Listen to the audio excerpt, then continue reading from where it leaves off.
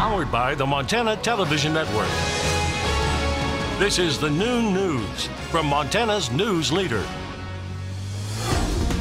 Good afternoon, and thanks so much for joining us here on the Statewide Noon News. I'm Samantha Sullivan. We are just a day away from President Trump making his third stop in Montana in just as many months. But just because the president is making a stop in Missoula doesn't mean travelers need to reschedule their flights. Missoula airport officials say no flights are impacted, but there could be some delays in getting to the airport. MTN's Connor McCauley shows us how they're preparing for the event. Thursday, the Missoula airport will have one arrival that requires some extra attention, leaving some to ask what effects that will have on other flights. It doesn't appear at this time that flights will really be too impacted by the events. We'll have a period of time when Air Force One's arriving and a period of time when it's departing where the airspace would be closed, but those times fall pretty well within our operating schedule where it should really be a minimal impact on our flights. While no flight times will seem to be affected, people should still expect some delays getting to and from the airport. Yeah, I think the big thing is, especially as we get closer to the event in the afternoon, there's likely to be a fair amount of congestion, you know, cars, people, things of that nature. And so what we're really telling people is to make sure they come here, you know, well in advance of their scheduled departure. Plans for parking are still in the works, but MSO says that when those plans are finalized, they will be easy to find and comprehend. We're still working through the parking, so I don't know exactly the details of that. So what I would tell people is, obviously the event is at the airport, and obviously there will be parking.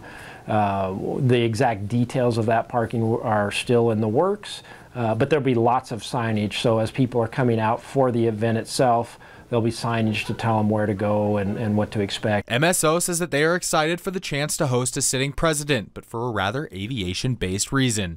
Number one, as airplane geeks, which most of us that work at the airport are, we see some really unique and interesting aircraft. And you know, that as much as anything, that's what we're focused on from the airport perspective, because that's really our involvement with the whole event, is more handling of the aircraft. In Missoula, Connor McCauley, MTN News.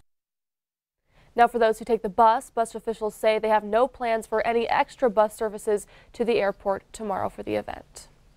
Well, staying on the campaign trail, the latest campaign fundraising numbers show some races are neck and neck for Montana's two high-profile races. In the U.S. House race, Democrat Kathleen Williams has nearly pulled even with fundraising with Republican incumbent Greg Gianforte.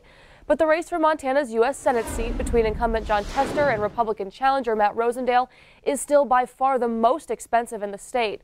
Tester reported his campaign raised $3.8 million in the past 3 months, pushing his total to $18 million. Rosendale raised nearly $2 million in the past quarter and is behind Tester with $4 million raised.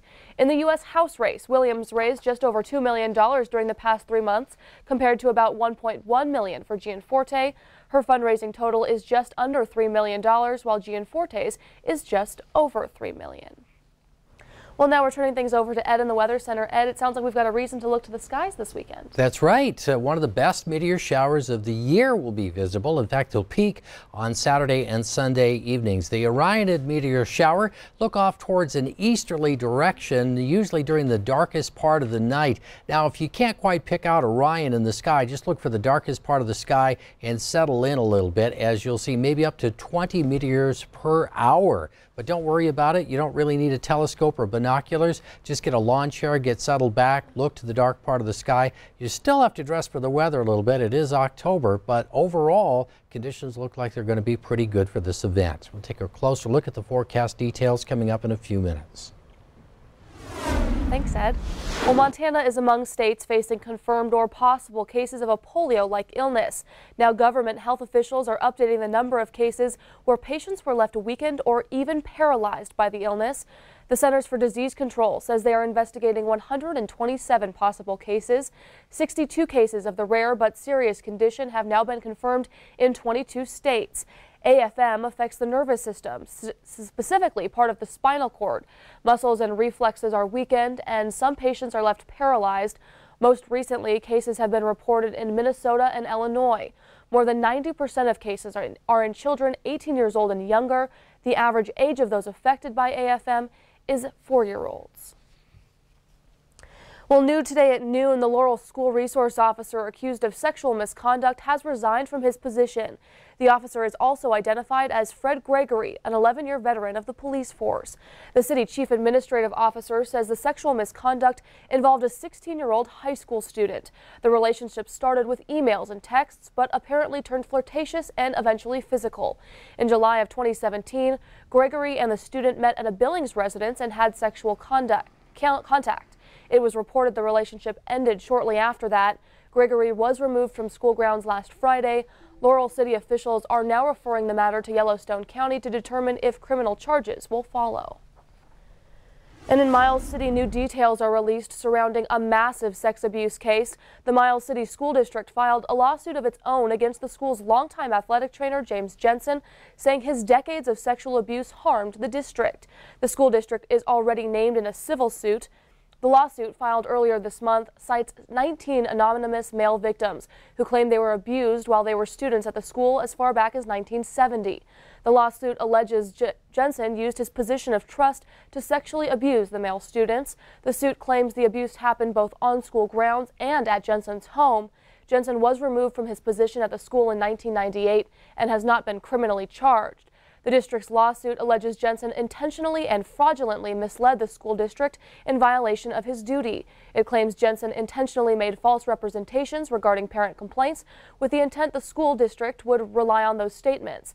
The complaint also says the district had no knowledge of Jensen's true activities. Continuing our coverage this afternoon, Billings police released a new image they hope will trigger a lead in a missing persons case.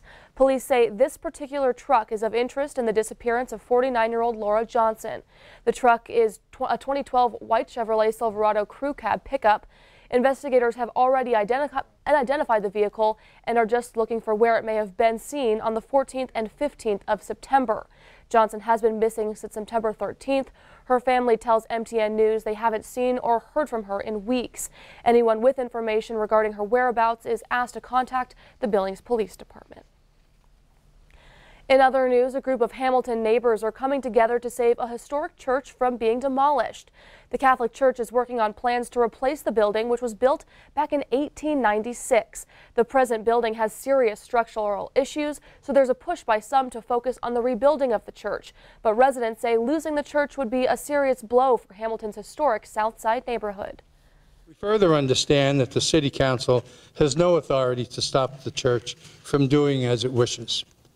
But there is a larger issue in the historic section of Hamilton being put in jeopardy by this action of St. Francis Church. Overarching all of this is a need for the city to have preservation ordinances in place so that when demolition of a primary historic structure is considered by private individuals such as the Church Planning Board, there would be an opportunity for the community to have a voice. The committee is also calling on the church to share more details on its plans and the need for a new building.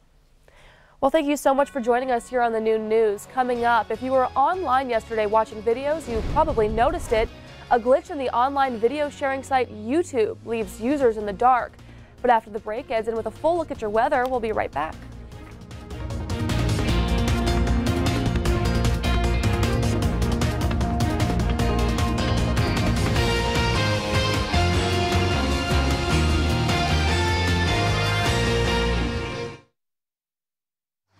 Watching MTN News with Samantha Sullivan, Storm Tracker weather with Ed McIntosh, and Farm and Ranch News from the Northern Ag Network.